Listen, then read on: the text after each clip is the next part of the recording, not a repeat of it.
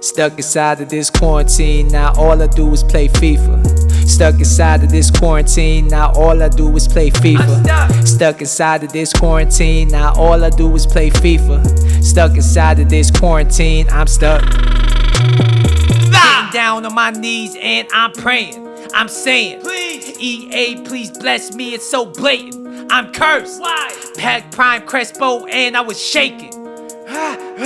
Foot chance rewards got my heart breaking.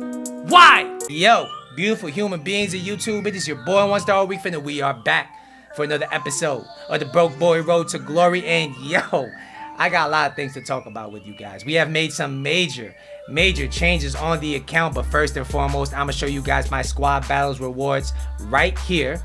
Yes guys, squad battles rewards, and if I'm not mistaken, I think I did finish gold 2. I know last week I said I was gonna finish gold 2, but this week I think I really did. So let's claim these squad battles rewards. I know the chances here are not really that big that we do pack something, but on the off chance that we do, I did want to record this to see my live reaction. We get 11,000 coins, which is much needed. We need that stimulus package in our checks. We get a 25k pack as well as a Prime Mixed Players pack. Of note, I do think the pre-order packs are here as well. So we have a nice mini pack opening to start off this episode for you guys. I hope you're enjoying yourself so far. If you're opening your pack this week, good luck. Let's get it. We're going to go ahead and start with these Prime Mixed Players. And can we get something nice? Can we get a little something cheeky? Just hand me a 10k player, a 15k player. I'd be happy with it. I would not complain at all. First pack is gonna have,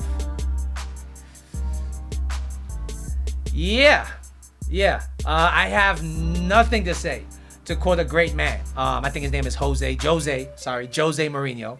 We get Ashley Young, we get Pastore. I mean, this pack was absolute shambles, but it's okay. There's 3 more chances at packing a once to watch. Is this gonna be it? Premium Gold Players pack. Was it worth it to play the unbearable AI and squad battles? I mean, what are we saying? This is gonna be Thomas Lamar, 81 rated. The good news is he goes above discard. The bad news is it's not that much. So is there something else in here? Maybe a position change. We get Ings. We get Bolazi.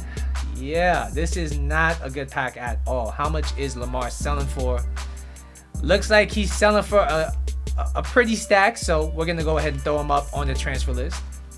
1,000 coins. Thank you very much. I guess the squad battles rewards were absolute dog shite, but it is what it is. We got the 2 pre-order packs and all will be forgiven if we're handed a something. Give me a Klosterman, a Militao, a Diego Carlos. That's all I want. I don't want a big player. I don't really deserve it, but give me something decent. Come on, what are we saying? Miguel Almiron, 78 rated. At this stage of the game, he's useless to me. I mean, if he was to get an inform, maybe I'd look twice at him, but right now, no. We get the red shite Minamino. I mean, is he selling for above discard? Not even. Almiron, is he above discard? Not really. We don't get any good position changes. We get nothing really there of value. Final rare gold player pack, or rare gold pack, sorry. What exactly are we saying here? It's gonna be, can we at least get a board, man? Just one board would be nice. Perisic. Okay, they've definitely nerfed this card. I mean, 79 pace is pretty bad for a winger, but it doesn't look like a bad card either. We get Suso, we get a Hunter. You know what? That's probably the best pull we've made all day. 2,200 coins. I will definitely take that. All right, so as you guys saw, we did not pack a goddamn thing from Squad Battles Rewards, but it's okay. Last episode, as you guys know, I had probably my most demoralizing, worst start to FIFA FUT Champs ever in any FIFA. I don't think I've ever had a run this bad to start. So I started off 1-5. But you already know I picked myself back up off the ground. I did not feel bad for myself. I ended up 6-5 by the end of the episode, which is all right. I mean, I wish it could have been better. I wish I had a better record after 11 games, but we can't cry over spilled milk. And I decided to address a few things that were wrong with the squad, address a few things that I feel like were causing me to lose games in the weekend league. So as you guys are gonna see right here when I hop on the transfer list, we have demolished the team. I'm talking about everybody is gone. I sold Orsic, and then I bought him back later, but I sold him to fund this team first. Ricardo Pereira is gone. Depay, gone. Ndidi, gone. Schmeichel, of course. I mean, he came with Ndidi. He's gone too. Dembele, I sold a while ago. Porto, gone. Vertonghen. Who else did I sell here? Marcos Llorente, the club servant, is gone. Richarlison has been sold. Hermoso, Schultz, Klosterman. I mean, we did a major spring cleaning on this account that you might be wondering, yo, 1-star, what the hell did you do? Let me show you guys a new squad. Pretty much, all right, there we go. Pretty much, I felt like James' lack of pace at the cam position was fine in Rivals, and it's generally pretty awesome to use him when the gameplay is smooth, when it's not delayed. But in the weekend league this weekend, as I mentioned last episode, we have encountered some extremely delayed gameplay in some games, and it renders the likes of James useless when I can't even dribble with him, because then you're left with a card who's weak, who's not fast, who only has 1 foot. If I can't use his best attribute, which is his dribbling, then what's the point? So I decided to sell him. I'm sorry, it hurt. It really hurt me on a deep spiritual level to sell him, but I had to sell him.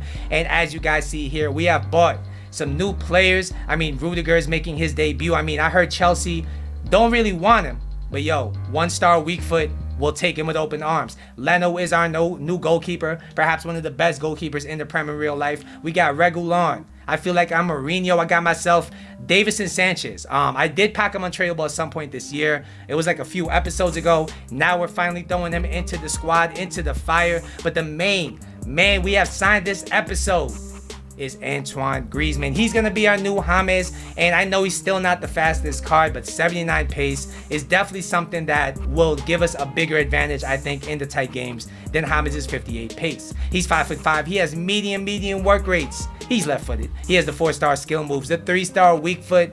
As you guys see here, I have played 13 games with him in the cam position in the 4-2-3-1, and he has 9 goals and 11 assists. The majority of these stats are from Foot Champs. Before we go any further, if you're enjoying the content, if you want more content like this, do me a favor, hit the like button down below, and if you're new to the channel, don't be shy, y'all. I don't bite. Please subscribe to the channel. I appreciate all you guys at home for watching this video. So, when you look at Antoine Griezmann and you throw him into the cam position, you look at him with the lens of a cam, he suddenly looks like a really nice card. I mean, ignore the pace. 79 pace is nothing to write home about.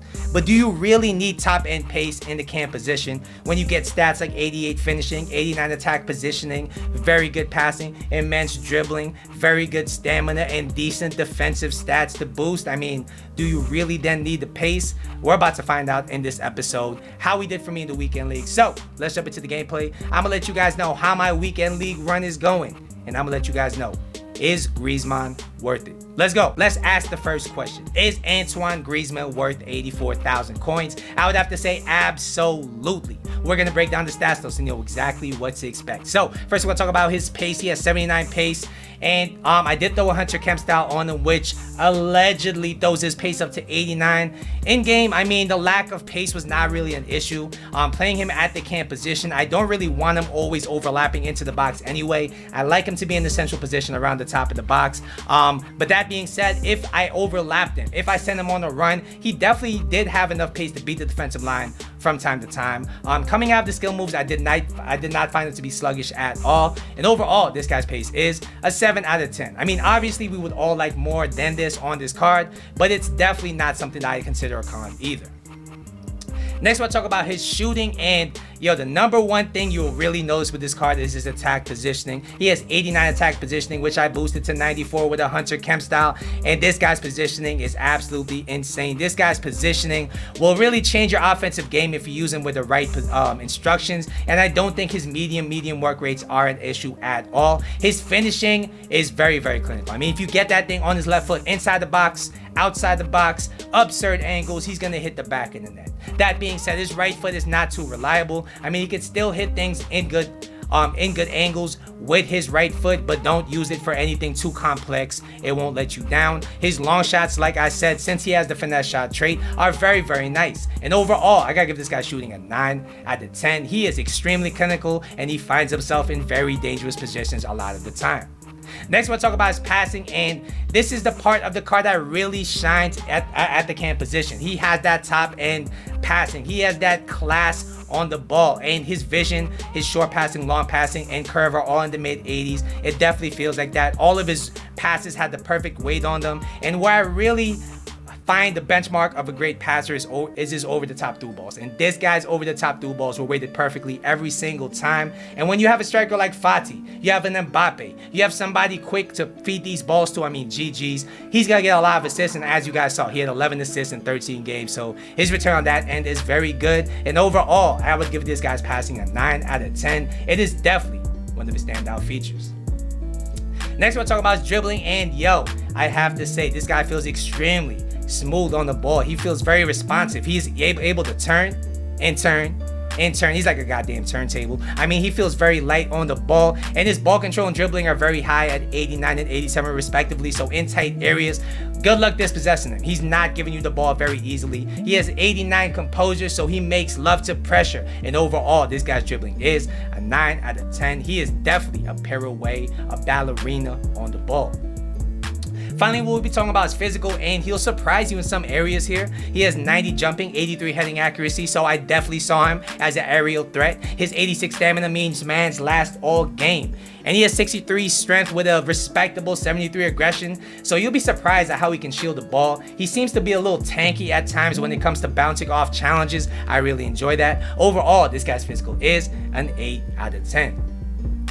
Alright guys, so what's the final verdict on this card? I think for the price of the card, and when you consider the links that he has, if you need a cam that can do a little bit of everything, that has some insane long shots, that's clinical inside the box, and that can pass like a goddamn god, you're really going to enjoy this Griezmann card. Of course, the cons are there. He doesn't have the top end pace, so if you want to use him as a get in behind striker, I mean, look elsewhere. He does have the 3-star weak foot, so you need to be able to know how to navigate around that. But if you could get past those two things, this guy is an incredible cam with some insane links. And overall, I gotta give him a 9.25 out of 10. I really rate this card.